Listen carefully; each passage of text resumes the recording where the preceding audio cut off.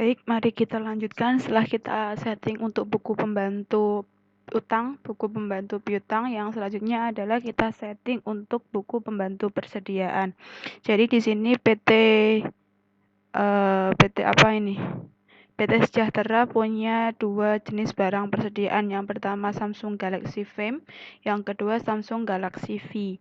Untuk memasukkan persediaan, kita harus membuat kartunya terlebih dahulu. Kita harus membuat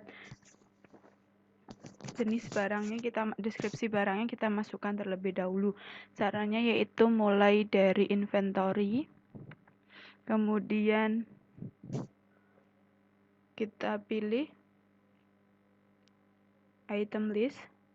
Nah, sini masih kosong, kita pilih new. Di sini kita masukkan yang pertama adalah Samsung Galaxy Frame, SGF, name-nya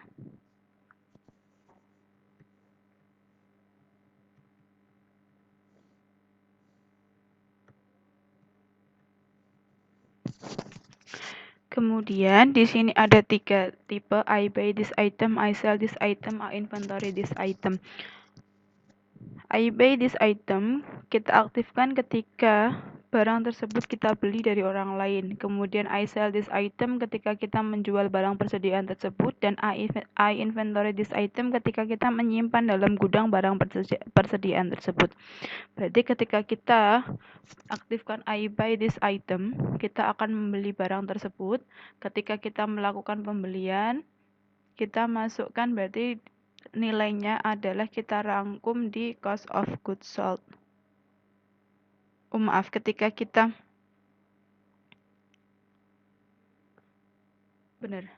cost of sales account, ini kan expand account for tracking cost. Jadi akun yang digunakan untuk mencatat nilai biaya dari persediaan yang kita jual. Kita pilih cost of goods sold.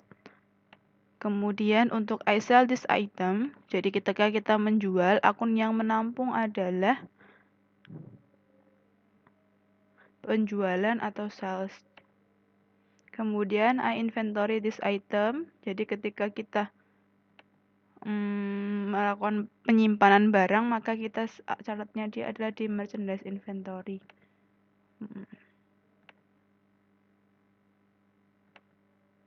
Kemudian setelah kita setting untuk profilnya, kita masuk ke buying details.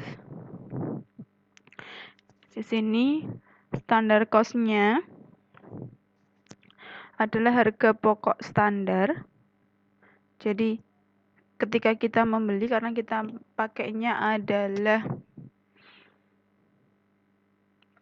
harga yang tertera di keterangan, harga per unitnya adalah 500.000. Jadi di sini keterangannya adalah standar cost-nya 500.000. Kemudian buying unit of measure, jadi kita jualnya adalah unit, kuantitasnya satuannya adalah unit.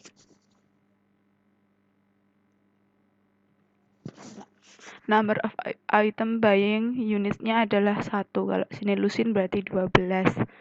Kemudian kita masuk ke selling detail. Selling detail karena di sini tidak tertera harga jualnya, maka kita lewatkan saja. Kita isi yang selling unit of measure-nya, kita isi unit.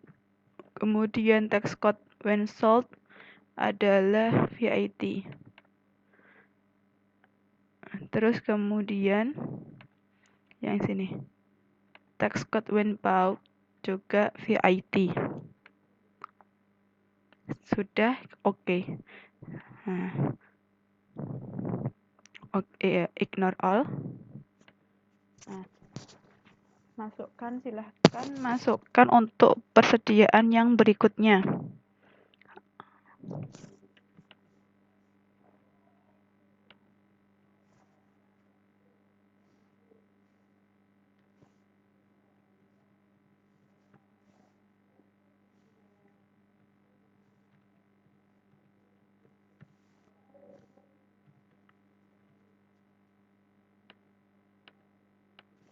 Ini sama seperti yang tadi.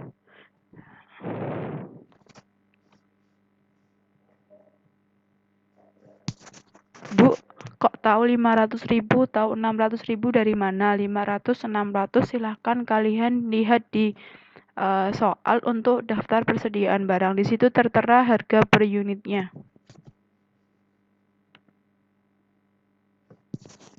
Oke.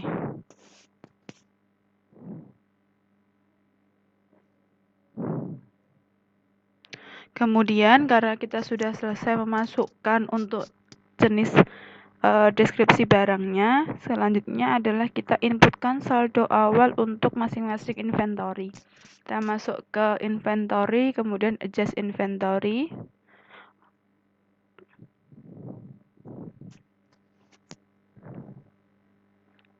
Bisa jadi sini, kemudian kita masukkan, karena tidak ada nomor jurnalnya, kita masukkan tanggalnya langsung. Tanggalnya ini adalah awal kita mulai, 1 Desember.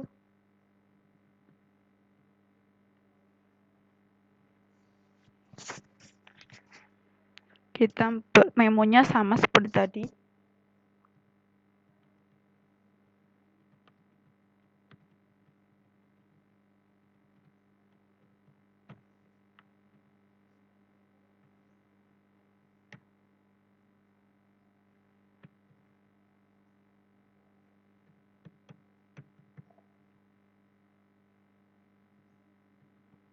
Nah, di sini untuk account-nya adalah karena kita akan menyamakan antara buku besar persediaan dengan buku pembantu persediaan, maka akun yang kita isikan di sini adalah akun persediaan. Jadi nanti ada keseimbangan antara buku besar persediaan dengan buku besar pembantu persediaan.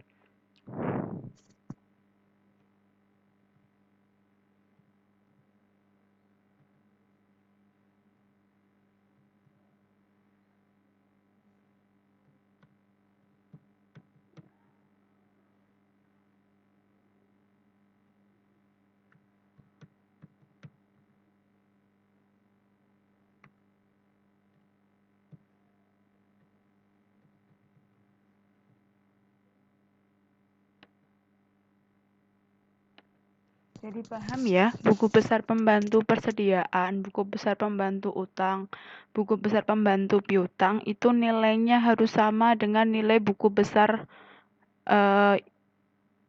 pokok atau buku besar utama persediaan. Kalau buku besar pembantu persediaan berarti nilainya harus sama dengan buku besar persediaan. Kalau pembantu piutang berarti nilainya harus sama besar dengan nilai buku besar piutang. Buku pembantu utang berarti nilainya harus sama besar dengan akun utang. Kalau sudah selesai, berarti kita record. Sebelum kita record, lihat dulu jurnalnya akan nampak seperti ini. Ini merchandise inventory kepada merchandise inventory. Jadi merchandise inventory-nya itu yang ada di buku besar persediaan itu kita awalnya kan di sana ada saldo 82 juta. Kemudian kita masukkan kita masukkan ini jadi ada 82 juta kembali karena ini kan debit dan kredit jadi sepasang. Berarti saldonya itu tetap 82 juta. Kalau dulu 82 juta ini hanya tertera merchandise inventory. Itu tidak terpisah. 82 juta itu punyanya Samsung Galaxy V-nya berapa, Samsung Galaxy V-nya berapa itu tidak ketahuan. Kalau seperti ini setelah kita masukkan jurnal melalui inventory, adjust inventory, oh berarti 82 juta itu terdiri dari 40 juta untuk Samsung Galaxy Frame dan 42 juta untuk Samsung Galaxy V. Kalau sudah kita oke. Kemudian record.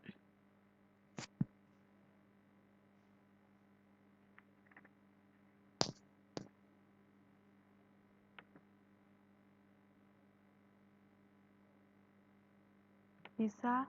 Jadi kita bisa masukkan dari inventory, adjust inventory atau count inventory. Di sini kemudian kita klik adjust inventory ini.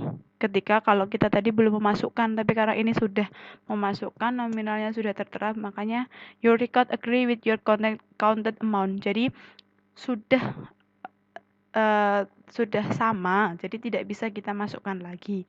Begitu. Jadi bisa dua cara, melalui inventory, kemudian adjust inventory kita pilih seperti tadi, atau dari inventory, count inventory, kemudian adjust inventory, nanti ada menu untuk akunnya, itu kita masukkan persediaan seperti tadi ketika kita masukkan di jurnal di inventory, adjust inventory, kemudian nanti kita masukkan angkanya dan lain sebagainya, terus klik record. Sampai di sini bisa dipahami untuk kita membuat kartu, baik kartu persediaan utang, kartu persediaan piutang, maupun kartu persediaan untuk kartu pembantu untuk persediaan. Kartu pembantu utang, kartu pembantu piutang, dan kartu pembantu persediaan. Berarti kita untuk kelengkapan setup awal kita sudah terpenuhi semua, mulai dari daftar akun, saldo awal, daftar buku pembantu utang, daftar buku pembantu piutang, dan daftar persediaan sudah kita lengkapi. Sebelum kita masuk ke transaksi, nanti Ibu akan ajarkan, ketika tadi kan kalian sering menjumpai ketika kalian memasukkan ada seperti tadi ignore. Nanti akan Ibu ajarkan agar hal-hal tersebut tidak bermunculan kembali. Sampai di sini untuk materi kartu pembantu persediaan. Bisa dipahami ya?